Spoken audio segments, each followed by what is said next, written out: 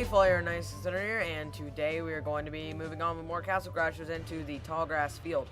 So right here, if you have a shovel at this point, which you really shouldn't, you can dig up this and get a rock lobster, which does crits but decreases your strength. Critical hits is one thing I haven't gone over, and I'll actually be talking about that for most of this episode. About how different weapons can have different attributes beyond having different stats. This weapon I'm currently using has no supporting attributes. It doesn't do critical hits. It doesn't do any sort of elemental damage. There are 4 kinds of elements in the game that go along with the 4 kinds of knights that the game has to offer. There's poison weapons that can poison an enemy, like as you see when I use my magic. There is ice, which can potentially freeze an enemy, which I don't really see that often. I've seen one ice weapon before online, and I haven't actually looked it up, so I may end up actually going along and showing off some of the other things in the game. These bears are some of the more annoying enemies as well. They have some really interesting magic that we'll see coming up here in one of the next segments, and a mini-boss we'll be fighting. So, sorry, back to what I was saying.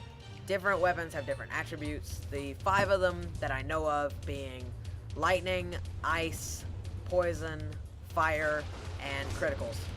So right here is actually a duel where if you and a mini-boss, it can sometimes happen with regular enemies too, but most of the time it won't. We'll get into a sword fight and have to rapidly tap the X button. It's only ever the X button, so don't worry about that throwing you for a loop.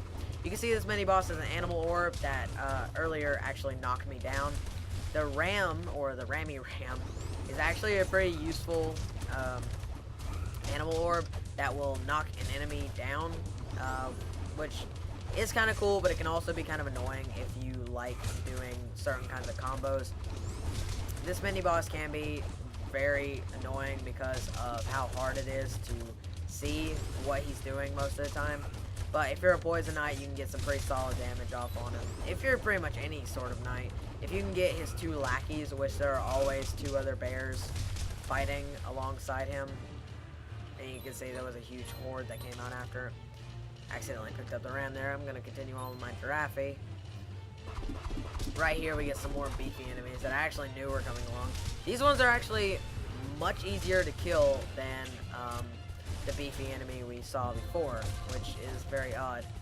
One thing more interesting about the Poison Knight is since how you level up in this game or gain experience is through damage you do, and whenever you do damage it fills up your experience bar.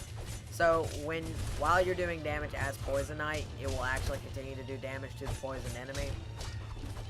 So if you're playing with a lot of people and you prefer using magic and you're the Poison Knight, it's also really good for your experience. Probably the 2 best at getting experience very quickly is probably the Lightning and the Poison Knight, because of their ability to so quickly dish out damage through their magical abilities.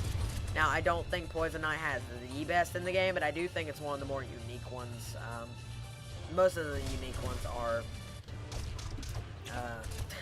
are through the main knights in the game. All the other characters you can get have relatively interesting ones, but not nearly as varied as the Poison Knight, or not just the Poison Knight, but the Elemental Knights that you start off the game by default with. Okay, so now that we've got that, we're going to continue on. Right here is a secret, if you can go beefy, which we will be able to do later in the game. I don't know why they add these climbing segments, but it's pretty cool. Right there you can see Kitty Rock, which is funny.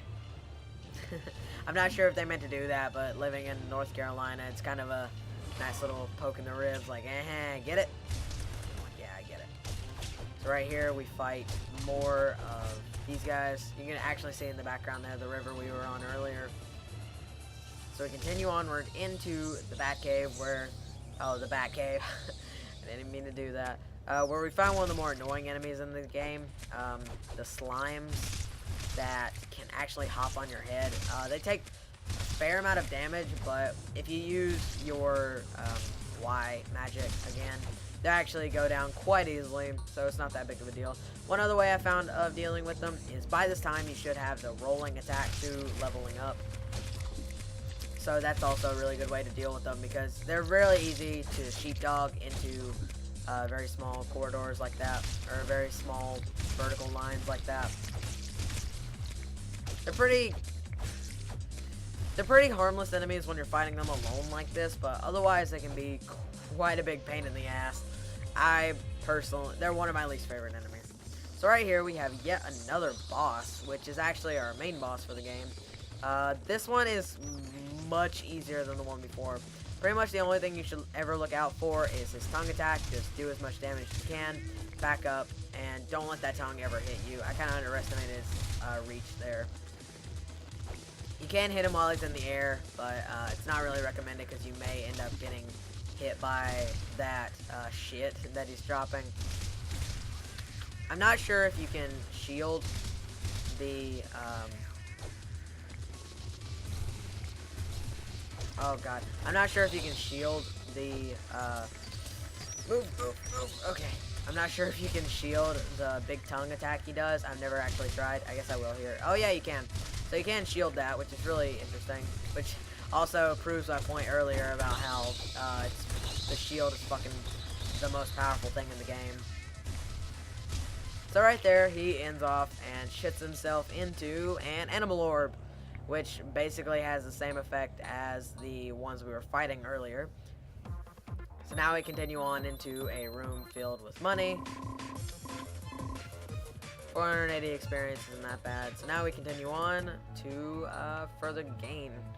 Further gain? What? Okay.